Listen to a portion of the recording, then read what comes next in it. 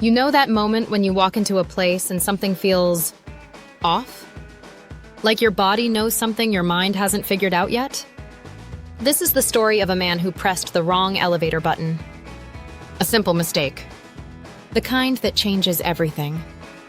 Because sometimes the people we've forgotten, they haven't forgotten us.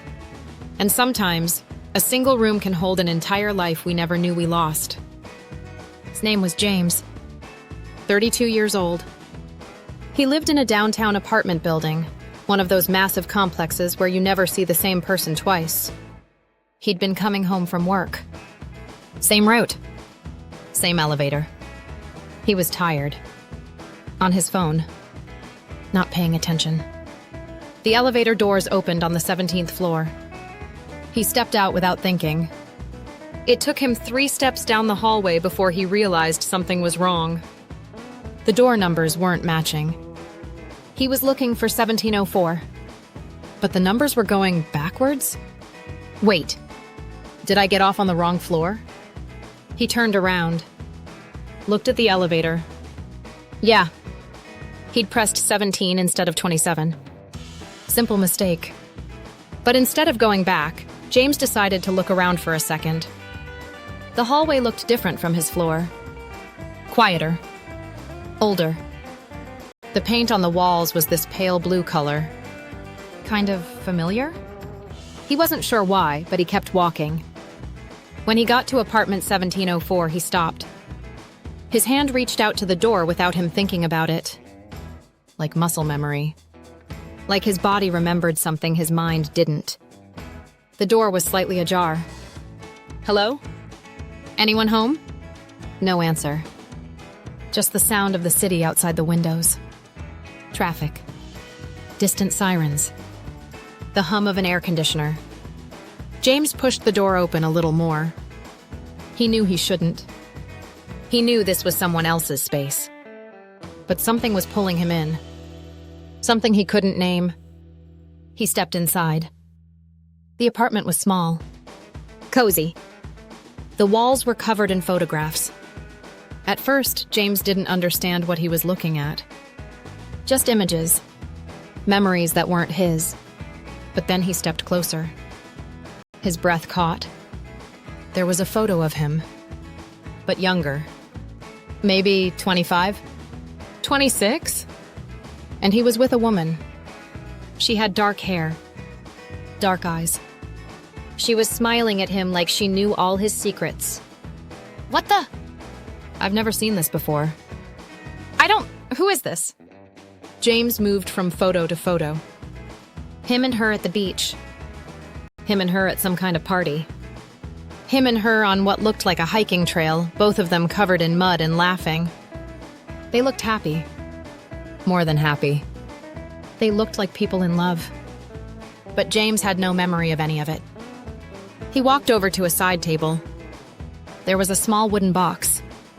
Inside, he found letters. Dozens of them. His own handwriting on the envelopes. To her. Love letters. The kind of letters you write to someone you're planning to spend forever with. And then there was the ring.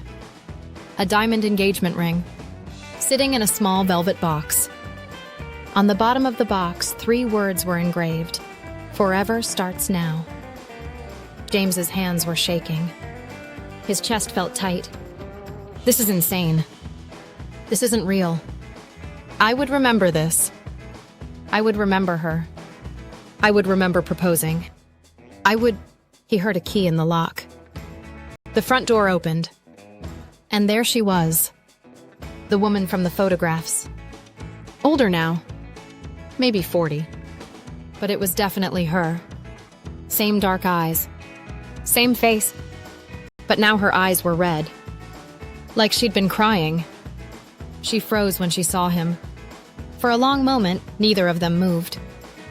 They just stared at each other across the small apartment. You came back. What? I'm sorry, I didn't mean to. I got off on the wrong floor and the door was open and It's okay. I always leave it open. Just in case. She stepped inside. Closed the door behind her.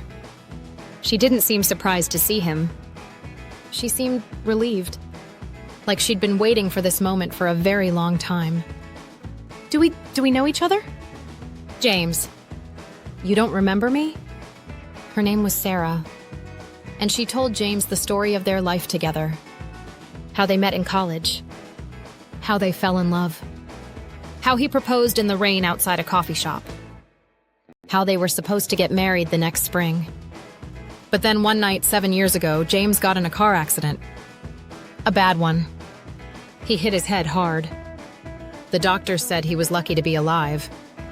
When he woke up in the hospital, most of his memories were gone. Years of them. Everything from age 23 onwards seemed to have just disappeared. You didn't remember me. You didn't remember us. The doctor said it was post-traumatic amnesia, that your memories might come back. But they never did. That's not possible. I would remember something. I would remember you. You tried. God, you tried so hard. For months you tried. You'd wake up every day and hope that today was the day it would come back. That you'd remember loving me, but it never did. Sarah told him how his family had taken him away after that. To recover. To heal. She said they told him he needed to start fresh. That being around her, being in this apartment, was only making things worse because it was a constant reminder of what he'd lost. So he left. And he never came back. Your family moved you across the country. You got a new apartment. A new life. And I stayed here. In our apartment. Hoping that one day you'd remember. But I don't remember any of that. I don't remember the accident. I don't remember you. I don't remember any of it. I know. And I'm not angry anymore. I was for a long time. But I'm not. I needed to see you one more time. To know you were okay. How do you know I'd come here? How could you possibly know I didn't? But you always did. Every time something scared you. Every time you needed to remember who you were. You'd come back here. To this apartment. To us. Even when you didn't remember. James looked around the apartment. At the photos. At the letters. At the ring. And something shifted inside him. Not a memory. But a feeling. Deep in his chest. Like his body remembered even if his mind couldn't. Why are you telling me this now? Because I'm selling the apartment. This is the last day I have here. And I thought maybe you'd come back one more time. The way you always do. James looked at Sarah. Really looked at her. At the pain in her eyes. At the way she was holding herself together like she might fall apart at any second. If what you're saying is true, if we were engaged, why didn't you ever try to find me? Why didn't you reach out to my family? I did. For years. Your mother told me you didn't want contact. That you'd moved on. That I needed to let you go. And you just believed her? What choice did I have? James walked over to the window. Looked down at the city below. Cars moving. People walking. Everyone going about their lives. Everyone with their memories intact. I need to ask you something. And I need you to be honest with me. Anything. Did I seem happy? In those years before the accident? With you? Yes. James, you were so happy. We both were. Then tell me everything. Tell me who I was. Because whoever I am now, whoever I became after the accident, I don't think I'm him anymore. And Sarah did. For the next hour, she told him. About their first date. About the moment he knew he wanted to marry her. About the life they'd planned. The dreams they shared. The future that had been erased in a single moment of twisted metal and broken glass. James listened to every word.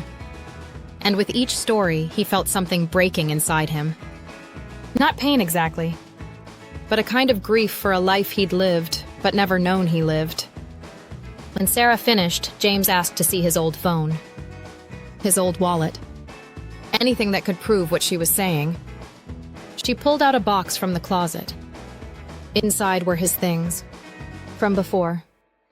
His old driver's license. His photo from years ago. He looked so young. So hopeful. There were photos. Videos. A journal where he'd written about her. About his dreams. About forever.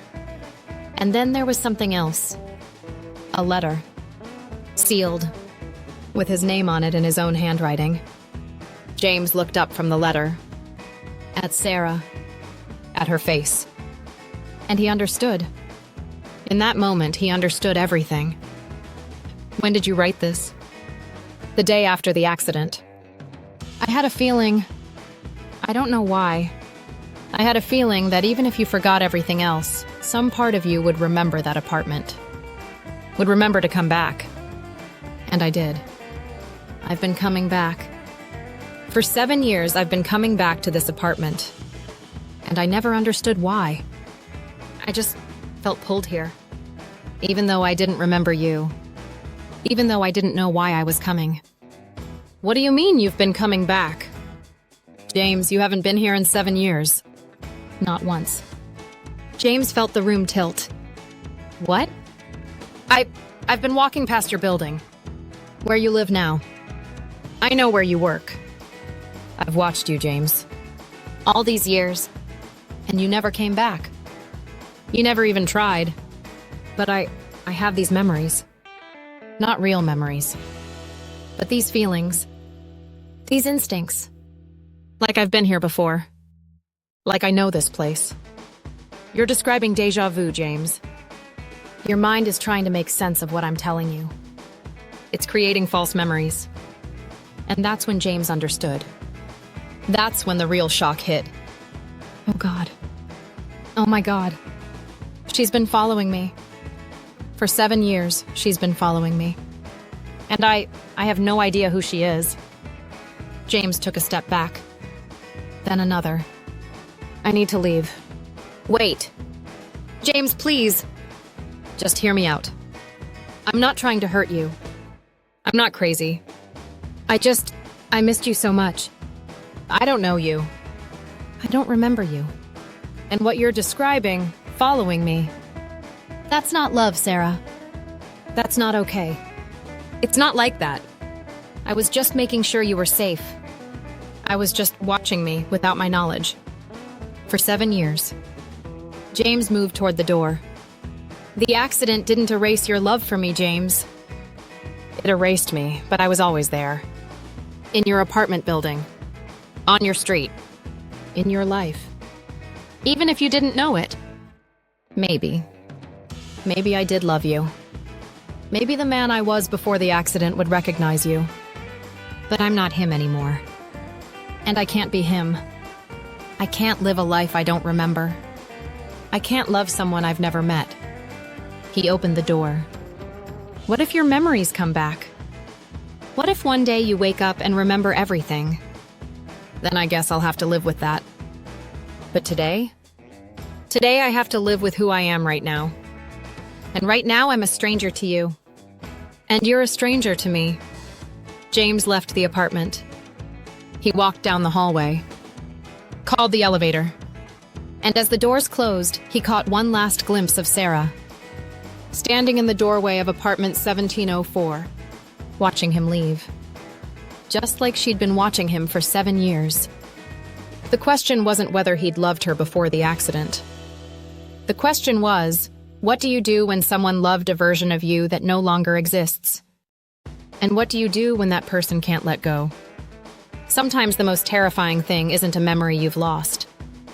It's the realization that someone else has been living in a memory of you that never went away.